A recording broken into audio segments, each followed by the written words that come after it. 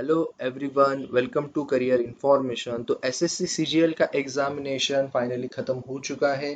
बहुत बच्चों से मैंने रिव्यूज़ ले, 13 से लेके 24 तक जितने भी बच्चों ने एग्ज़ाम दिया उन सब से मैंने मैक्सिमम रिव्यूज़ लिए। और रिव्यूज़ में कुछ चीज़ें मुझे सामने आई है, वो सारी चीज़ें आपको मैं बताऊंगा। उसके बाद में लेवल ऑफ एग्ज़ाम जिस तरह का था वो भी बताऊंगा। उसके बाद में कट ऑफ के लिए कौन से फैक्टर्स ज़रूरी है वो भी सारी चीज़ें आपको बताऊंगा। और नॉर्मलाइजेशन का विथ प्रूफ आपको में कितना इफेक्ट हो सकता है। वैसे जो बच्चे बहुत देर से मतलब लास्ट ईयर भी सीजीएल दिए थे उनको तो पता ही है। तो नॉर्मलाइजेशन बहुत बड़ा फैक्टर है फिलहाल मेरे ख्याल से। जो भी स्टाफ सिलेक्शन कमीशन का, not only for CGL, even CHSL, even junior engineer की भी और सीपीओ की भी। तो ये सारी चीज़ें आपको बताऊंगा। उसके बाद में आंसर की कब तक आ सकती है वो भी मैं आपको बताऊंगा। ओके, तो पूरा वीडियो अच्छे से देखिए। तो सबसे पहले हम चलते हैं कि कट ऑफ किस तरह से बन सकता है, वो सारे फैक्टर्स क्या होंगे। तो सबसे पहला जो फैक्टर है कि लेवल कैसा था। आप हमेशा क्या करते हो, लेवल कैसे कंपेयर मोस्टली होता है कि प्रीवियस ईयर का एग्जाम से अभी का एग्जाम हम मोस्टली कंपेयर करते हैं कि लास्ट ईयर पेपर ठीक था, इस बार थोड़ा मॉडरेट था, ऐसा हम बोलते हैं। तो उस हिसाब से इस साल का जो पेपर था, सिर्फ इस साल का मैं बात करूंगा, वो था इजी टू मॉडरेट। अब हर एक दिन वाइज, हर एक डे वाइज पेपर थोड़ा अलग आया था, वो भी मैं आपसे डिस्कस करूंगा आगे आगे।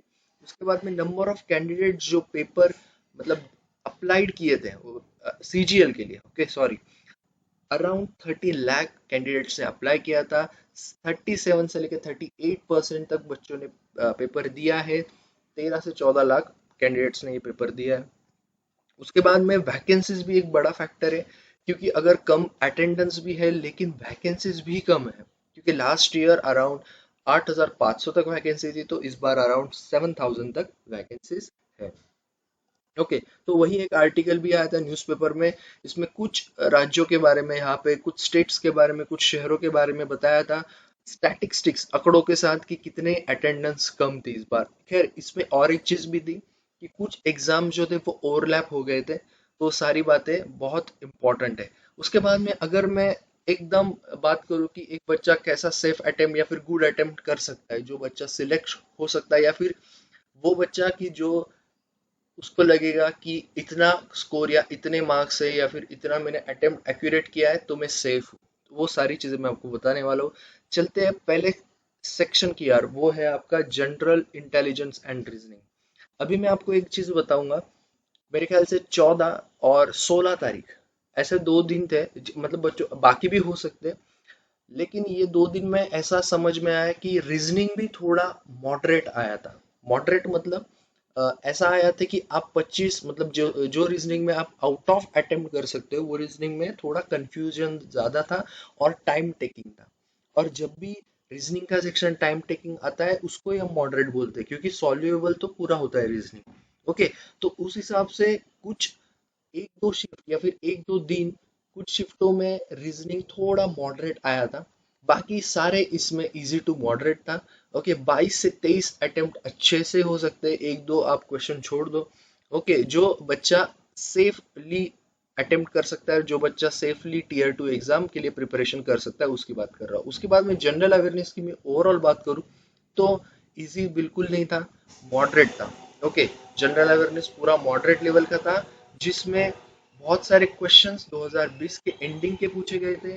2020 मतलब लगभग जिस तरह से बच्चों ने मुझे बताया अक्टूबर के बाद ज्यादा थे। और अच्छा खासा था, मतलब ऐसा नहीं कि आपको तुरंत आ जाए। जैसे कि मतलब अभी एक क्वेश्चन याद आ रहा है मुझे, पूछा गया था कि अ, जो फीफा वर्ल्ड कप का फाइनल हुआ था 2018 में, उसमें टोटल गोल कितने हुए थे। तो उन्होंने ये भी नहीं पूछा किसकी वर्सेस मैच थी, किसने जीता, या फिर विनिंग टीम ने कितने गोल मारे। ये नहीं पूछा उन्होंने, ये पूछा कि टोटल कितने गोल मारे। तो ऐसे क्वेश्चंस बहुत आए हुए थे इस प्रकार के। ओके, तो पेपर जो था वो था आपका मॉडरेट लेवल का जनरल अवेयरनेस का। लेकिन जो बच्चा अच्छे से पढ़ के गया होगा वो 15 तक अटेम्प्ट कर ही सकता है। वो उनके लिए बात कर रहा हूँ मैं, जो अच्छे से प्रिपेयर करके गए थे। तो 15-16 तक अगर आपका अटेम्प्ट है तो बहुत अच्छा अटेम्प्ट है, अगर एक्यूरेसी के साथ है। जनरली आप अगर जनरल अवेयरनेस में जो भी अटेम्प्ट्स होते हैं, आप मोस्टली आपके एक्यूरेसी के साथ ही होते हैं, क्योंकि बहुत से ऐसे कम बार होता है कि आप ऐसे ही टिक कर दो। ओके, क्योंकि जैसे कि इसमें अगर आपको पता ही है तो ही आप 100% श्योर हो।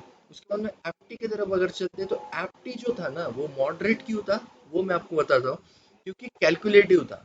हर साल ऐसा हो जाता था कि आप आराम से रीजनिंग जैसे ही एप्टी में एक दो मतलब अगर आपने रीजनिंग में 23 अटेम्प्ट किया तो एप्टी में आप 20-19 कर लेते थे। इस साल वैसा थोड़ा कम था। लेकिन अगर आपका 16 से 17 अटेम्प्ट है एप्टी में, बहुत अच्छे अटेम्प्ट है। उसके बाद में सबसे इजी जो मुझे इस साल लगा वो था इंग्लिश। अब मुझे पता नहीं एक दो शिफ्ट में वो भी थोड़ा गड़बड़ था, लेकिन इंग्लिश इस बार का बहुत इजी आया था। ओके, तो 21 से 22 अटेम्प्ट आराम से हो सकते हैं। ओके, बहुत अच्छा था इंग्लिश, बहुत फास्ट भी हो रहा था सबसे इम्पोर्टेंट, और उसकी वजह से टाइम भी बच रहा था। तो अगर अगर आपके सेफ मतलब आप ये सोच सकते हो कि मैं आराम से पढ़ सकता हूँ। अगर आपके 75 प्लस और अगर आपकी 90% मतलब बहुत अच्छी एक्यूरेसी है, 90% से ऊपर है तो आप सेफ। अभी ऐसा नहीं है कि जिसने 70 किया वो सेफ नहीं है, वो मैं आगे बताऊंगा आपको। लेकिन मुझे लगता है गुड अटेम्प्ट्स मतलब वही होता है कि जो बच्चे को पता हो कि मैं आराम से सिलेक्टेड हूँ और मुझे टीयर 2 के लिए पढ़ना है। ओके, तो अभी चलते हैं हम एक्सपेक्टेड कट ऑफ की ओर। ओके, मैं पोस्ट वाइज आपको बताऊंगा जैसे उनका रिजल्ट आता है। सबसे पहला जो है, ओके, आपका जो यस जूनियर स्टैटिस्टिकल जेएसओ की जो पोस्ट है, 3 अलग अलग कट ऑफ लगते हैं।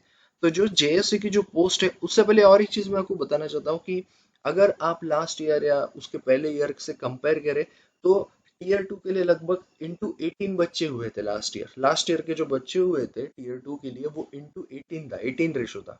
तो इस साल भी खैर उतना ही हो सकता है। तो यस, जेएसओ पोस्ट के लिए अगर आपको क्वालिफाई मतलब आपको जो कट ऑफ जा सकता है, वैसे ओवरऑल कट ऑफ इस पे डिपेंड करेगा आपका, क्योंकि ये आपका मिनिमम होगा। ओके, तो जेएसओ के लिए 165 से लेके 170 मार्क्स तक अगर आपके आ रहे जनरल कैटेगरी में। ओके, अभी ये चीज है कि 165 और 170 ये आफ्टर नॉर्मलाइजेशन है, ये आफ्टर नॉर्मलाइजेशन। लेकिन जो यहाँ पे मैंने ब्रैकेट में मेंशन किया है, ये आपका नंबर ऑफ क्वेश्चंस अटेम्प्ट है। अगर आप 72 से ज्यादा अटेम्प्ट है और आपकी एक्यूरेसी है तो आपका श्योरली मतलब जेएसओ के लिए भी आपका कट ऑफ क्लियर हो जाएगा। उसके बाद में ईडब्ल्यूएस के लिए 160 से लेके 165, 70 प्लस आपका अटेम्प्ट होना चाहिए। अभी मैं इतना ज्यादा क्यों गैप बोल रहा हूँ, 72 अगर बच्चे के सही समझो किसी बच्चे ने 72 किए 144 आएंगे तो भी उसका हो जाएगा, क्योंकि इसमें नॉर्मलाइजेशन बहुत होता है, वो मैं आपको दिखाता हूँ आगे प्रूफ के साथ। उसके बाद में ओबीसी जो 155 से लेके 160, 68 प्लस आपके अटेम्प्ट है। तो उसके बाद में 135 से लेके 140, एससी 58 से आगे आपके अटेम्प्ट है विथ एक्यूरेसी।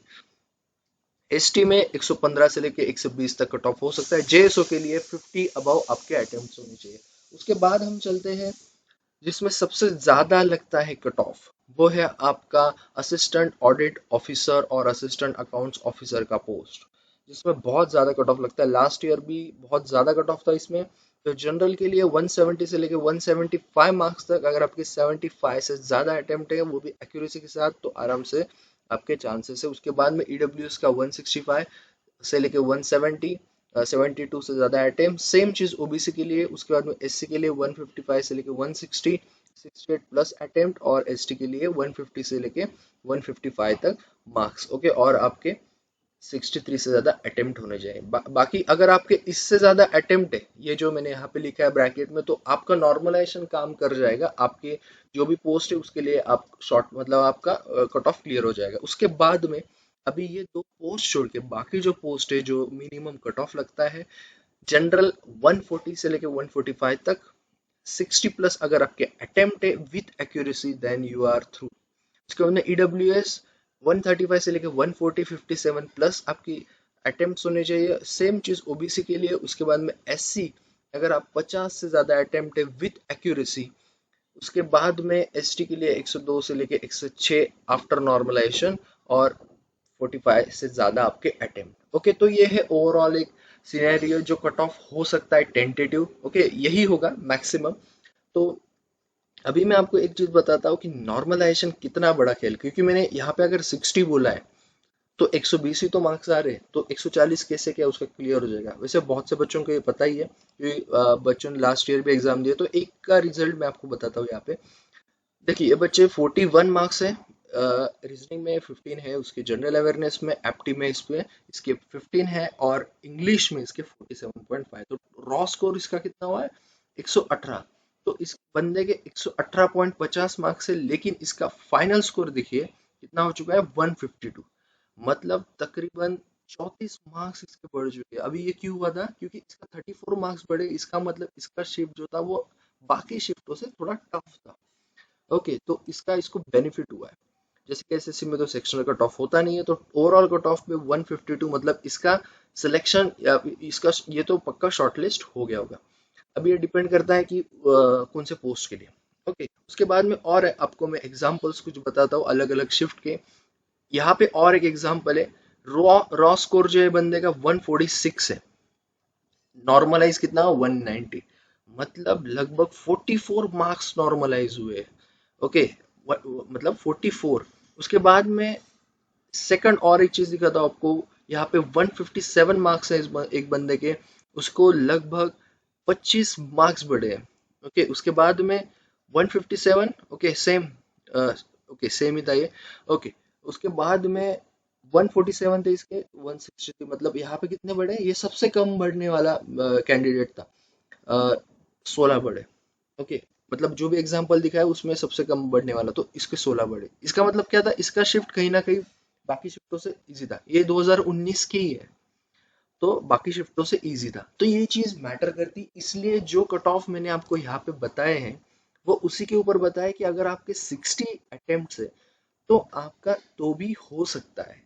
अगर जनरल कैटेगरी में हो, आपके 60 अटेम्प्ट से, बहुत से बच्चे डर गए हैं कि मेरा सर 65 हुआ है, मेरा 70 हुआ है, या फिर मेरा 61 ही हुआ है, तो मैं कैसे, मतलब आप अगर आप श्योरली की हो, आपके विथ एक्यूरेसी है, तो आपके हो सकता है। इवन अगर आप 60 तो खैर 120 हो जाएंगे, अगर 145 भी कट ऑफ लगता है तो 25 मार्क आपके नॉर्मलाइज होने के चांसेस बहुत ज्यादा है। ओके, तो ऐसा ज्यादा मत सोचे। अगर हम इन बाकी एग्जाम्पल्स की बात करें, मैक्सिमम 44 यहाँ पे मैं एग्जाम्पल के तौर में जो बताया आपको उसमें मैक्सिमम 44 बढ़े हैं। अगर किसी बंदे के 100 भी आ रहे हैं, ठीक है, और 144 कट ऑफ होगा, अगर 100 आ रहे हैं और वही बंदा वो शिफ्ट में होगा तो उसके कितने बढ़ेंगे 44, और 100 लाने के लिए उसके कितने राइट होने चाहिए 50, मतलब तो भी उसको चांसेस है। लेकिन जो एक सेफ चांसेस होते हैं ना, वो आपको मैं बता रहा हूँ कि अगर आपके 60, लेकिन इसमें आप 58 भी पकड़ के चल सकते हो। जो भी ये मिनिमम कट ऑफ वाला सेक्शन है, यहाँ पे आप -2 भी पकड़ के चल सकते हो, क्योंकि क्योंकि इसमें नॉर्मलाइजेशन का बहुत बड़ा फर्क है। और एसएससी का जो फॉर्मूला है ना, उसमें ही ये सब चीजें है कि बैंकिंग का आप अगर देखोगे तो ज्यादा बड़े मार्क्स से नॉर्मलाइज नहीं होता है, क्योंकि फॉर्मूला अलग है। तो ये सारी चीजें बहुत ज्यादा मैटर करती है। अभी चलते हैं, आपको मैं बताने वाला था आंसर की के बारे में। CHSL का एग्जाम खत्म हुआ था, कितने दिन के बाद आंसर किया है सबको तो पता ही है, जिन जिन लोगों ने एग्जाम दिया था नहीं दिया था। ओके, तो लगभग 6-7 दिन के बाद ही उसका आंसर की आ चुका था। तो आंसर की एसएससी बहुत जल्दी रिलीज कर देती है, ओके, ऑब्जेक्शन के लिए, चैलेंज के लिए।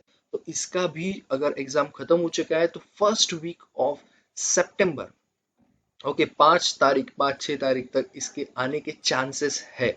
ओके, फर्स्ट वीक ऑफ सितंबर 5-6 सितंबर तक इसका जो आंसर की है आपको मिल जाएगा। ओके, उसके बाद आप चेक करो। लेकिन खैर जो कट ऑफ है वो इसी गैप में होगा। ओके, थोड़ा बहुत माइनस प्लस हो सकता है 1-2 मार्क्स, लेकिन इसी सिनेरियो में होगा। ओके, तो यस, मेरे ख्याल से मैंने सारी एनालिसिस आपको बता दी है, जो भी रिव्यूज मुझको मिले थे, सारी चीजें मैंने आपको क्लियर कर दी है। ओके, तो यस, जो भी बच्चे अगर इसमें है या फिर इसके थोड़ा बहुत आसपास है, तो आप पढ़ाई करना शुरू करो टीयर 2 के लिए। ओके, तो बाकी चैनल को सब्सक्राइब करो। ये चैनल पे आपको सारे नोटिफिकेशन मिल जाएंगे, गवर्नमेंट प्राइवेट सेक्टर के जो भी जॉब नोटिफिकेशन आएंगे आपको पूरे ये चैनल में मिल जाएगा। ओके, सो सब्सक्राइब करो, hit the bell icon, okay, and share with the other candidates, and thank you all the best.